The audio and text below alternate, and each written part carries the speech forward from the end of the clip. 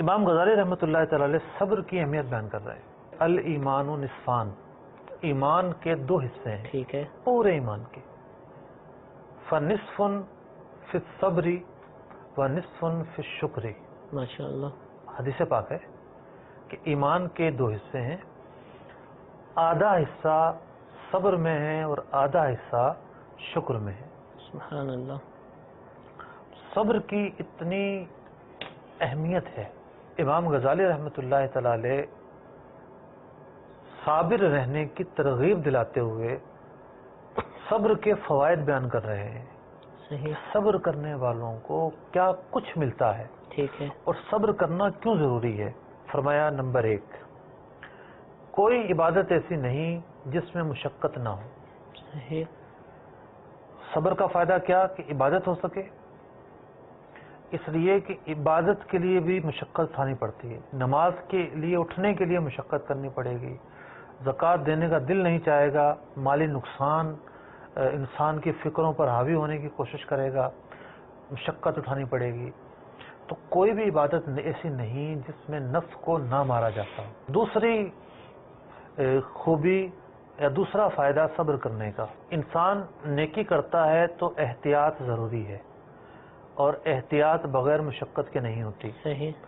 مثال کے طور پر ایک آدمی وضو کرنے لگا ہے، ایک وضو کرنا ہے بے دہانی میں،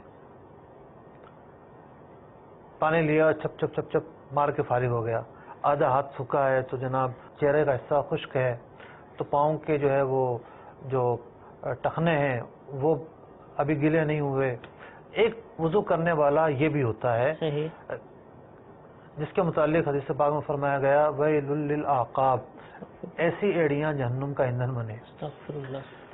یعنی خشک رہنے والی ایڑیوں کے متعلق فرمایا گیا. تو ایک وضو کرنے والا وہ ہے جو بے احتیاطی سے وضو کر رہا ہے، اور ایک وہ ہے جو احتیاط سے وضو کر رہا ہے. اب سوال یہ پیدا ہوتا ہے کہ اپنے آپ کو مشقت میں کون ڈال رہا ہے. ٹھیک ہے. احتیاط سے وضو کرنے والا اپنے ذہن کو وہ حاضر رکھتا ہے اور ایک ایک چیز پر دھیان دیتا ہے، اپنی توجہ کو تقسیم نہیں ہونے دیتا اور اپنے کام کو بہت احتیاط سے کر رہا ہے. صحیح. تو جب انسان کوئی نیک کام کرتا ہے تو احتیاط ضروری، احتیاط میں مشقت، اور احتیاط میں مشقت، اور مشقت بغیر صبر کے نہیں ملے گی. صحیح. تو پتہ یہ چلا کہ صبر بہت ضروری ہے. ٹھیک ہے. تیسرا فائدہ کہ دنیا دار محنت ہے، اور جو اس میں ہوگا اسے مصائب ضرور آئیں گے. ہم دنیا میں رہتے ہیں نا. بے شک. تو دنیا تو ایک امتحان کی جگہ ہے، جانچ کی جگہ ہے. تو اب اس میں تو مصائب آنے ہیں، یہ زندگی کا لکھا ہے. ٹھیک ہے. کوئی ٹال نہیں سکتا. ہو گئے. کوئی گھرانہ یہ نہیں کہہ سکتا کہ میرے گھر میں میت نہیں ہوگی. صحیح.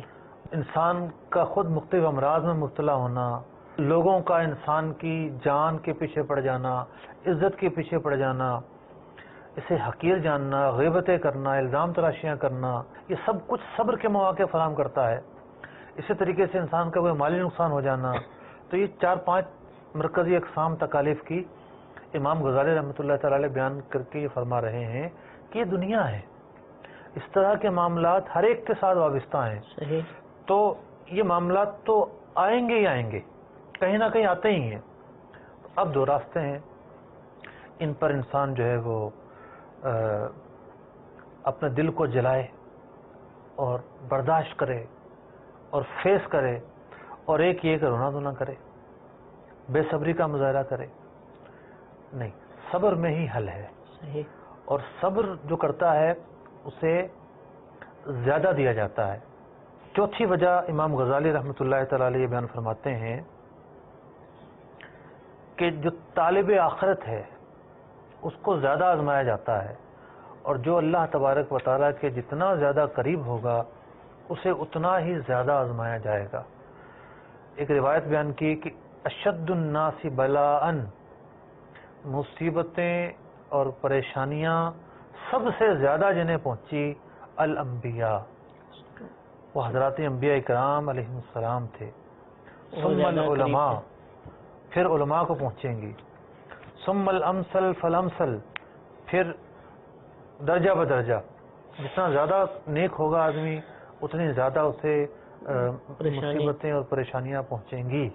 جو شخص بھی نیکی کا قصد کرے گا اور راہ آخرت اختیار کرے گا وہ ضرور ان محنتوں اور مشقتوں میں مبتلا ہو